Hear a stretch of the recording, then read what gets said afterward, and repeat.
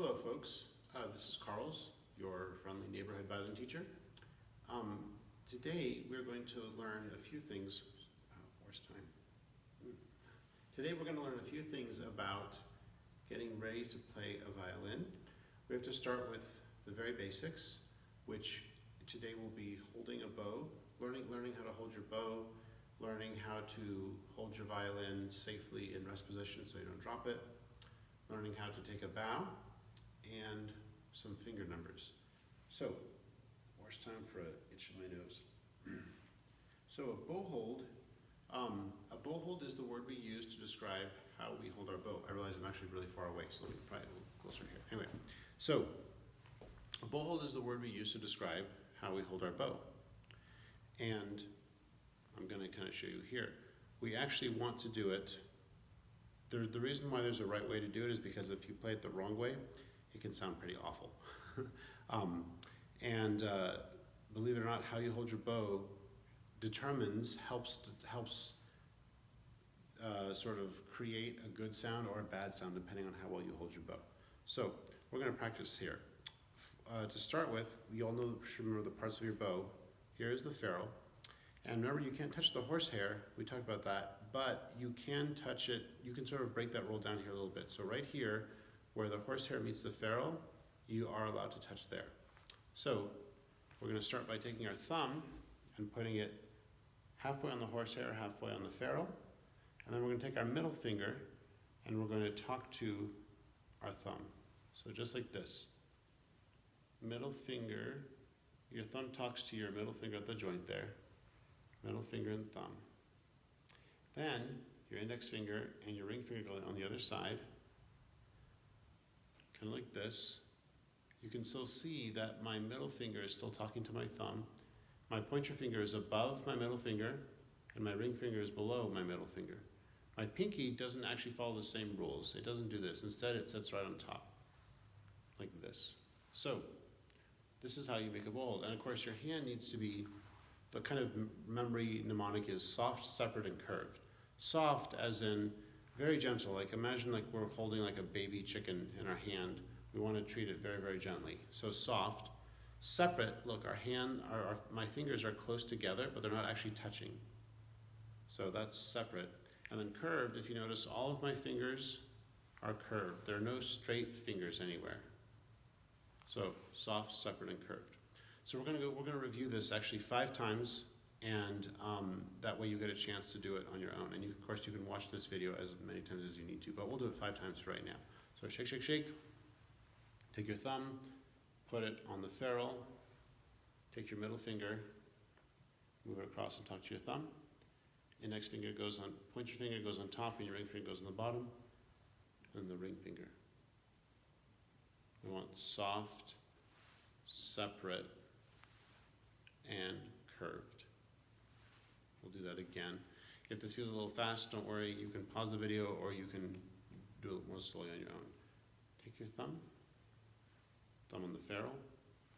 Take your middle finger across from your thumb. Point your finger on top, ring finger on the bottom, and the pinky on the way bottom.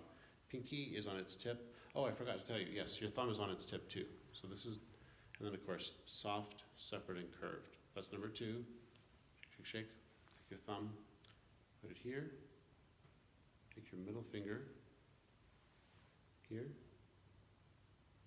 Index finger and thumb and pinky. Soft, separate, and curved. 2 more. Thumb goes on its tip, halfway on the horsehair, halfway on the ferrule. Middle finger, index, ring, and then pinky. All right, and then soft, separate, and curved. It'll be the last time here. Thumb, middle finger, index finger, and ring finger, and then your pinky goes there. Soft, separate, and curved. All right. So that's how you hold a bow. We are going to now go to this is how you hold your bow when you're playing it. Oh yeah, by the way, we are going to have something called rest position. Rest position is how you hold your violin and your bow when you are getting ready to play, or when you're walking from, let's say, the green room to the stage. Basically, it's how you hold your violin when you're not actually playing your violin. So, I happen to have a violin right here. So here's my violin, here's my bow. When you're holding your bow, all the stuff we just did very carefully with soft, separate, and curve and all that stuff, that's how you hold your bow when you're playing violin. When you're just in rest position, all you have to do is take your bow and put it in the palm of your hand and just sort of hold it like a fist. You may have heard of teachers who suggest putting the bow in your, like sort of putting your finger between the horsehair and the stick. That way it kind of loops over. I really don't suggest doing this. In fact, don't do that. Don't do that. Your finger will get caught, I promise you, and it won't be stuck, but it'll get caught, and then you'll yank it and your bow will go flying, or you hit yourself in the face with your bow, or you can loosen the horsehair down here, you can pull it out more easily, or it'll slip off your finger. There are any number of disasters, or I should say, that's not really that. Anyway, there are a lot of things that can go wrong just by sticking your finger in there. So don't stick your finger in there. Instead, just make a fist with your bow here. So that's how you're gonna hold your bow in rest position, and the tip will be pointed at the floor. Even if you can't see, maybe back here, maybe you can see the tip pointing at the floor. Anyway, if you can't, at least you know the bow is pointing down. So that's how you hold the bow. Your feet should be touching, they should be together, and then the violin should be underneath this arm, kind of like this. So, so he says, now of course this video is mirrored, so if you just copy everything that's going on in the mirror, you should be just fine. So feet together, the tip of your bow is pointed at the ground, your bow is in your fist of your hand, and your violin is snuggled underneath this arm. How do you know if you're doing it right? Well, you should be able to see the scroll. The strings are pointed away from you, and you should barely just be able to see the bridge of your violin. So this is rest position. So we're gonna practice that a few more times too. So it's a good way to start from it on the ground. Kind of shake, shake, shake. So you can put your feet together, take your bow and put it in, make a fist with it. And then when you pick up your violin, put your violin underneath your arm and snuggle. Basically snuggle the violin underneath your arm. So again, feet together, tip of your bow pointing at the ground, violin snuggled underneath, and your violin is sort of looking away from you, like that. If your violin is sort of looking at you, you're doing it's backwards. All right, we'll do this a couple more times. Shake, shake, shake. Feet together. Put the bow in the fist of your hand. Take the violin and put it underneath your arm. Just like this. Now we're going to do it one more time. So shake, shake, shake, shake, shake. Feet together.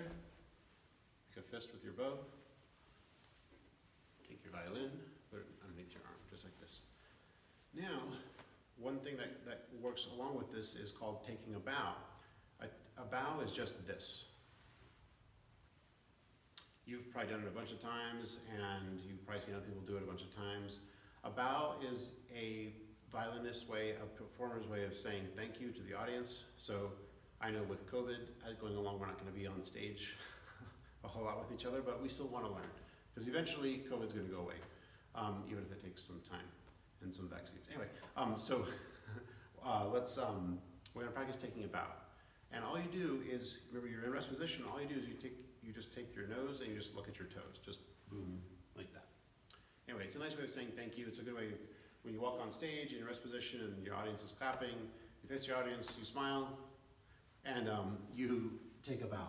And all you do is just bend at the waist and just look at your toes, just like that, and come back up. So that's pretty easy. That's how you take a bow. Let's see, and believe it or not, actually we're almost finished. The last little thing we're going to do is finger numbers. So, of course, we know the names of our fingers, right? Our thumb, index. People also call it a pointer finger, middle finger, ring finger, and pinky, right? on the violin, which is this hand, on the violin hand, we actually don't use those names. I mean, we still get to keep the thumb, which is good. But this is no longer index or middle or ring or pinky. Instead, they get numbers. So this is finger number 1, number 2, number 3, number 4. Of course, you can also say first, second, third, and fourth fingers. So that's super important that you know that on the left hand, on the violin hand, it's always 1, 2, 3, 4. Now, by the way, with violin, it doesn't matter whether you are right-handed or left-handed. I'm going to say that again. It doesn't matter on the violin whether you're left-handed or right-handed. We always hold the violin and play it in our left hand. So it doesn't matter if you're more comfortable writing with your right hand or writing with your left hand. It doesn't matter. The violin always goes in the left hand. And the bow, we always hold in the right hand. So we're going to try some finger taps now to learn these finger numbers here. So a finger tap is pretty easy. You just make a circle between that finger and our thumb. So I'm making finger taps now with my first finger. These are finger taps with my second finger. These are finger taps with my third finger. And these are finger taps with my fourth finger. So let's try this really fast. Here we go. 1, 2, 3, 4, 4, 3, 2, 1. Cool. And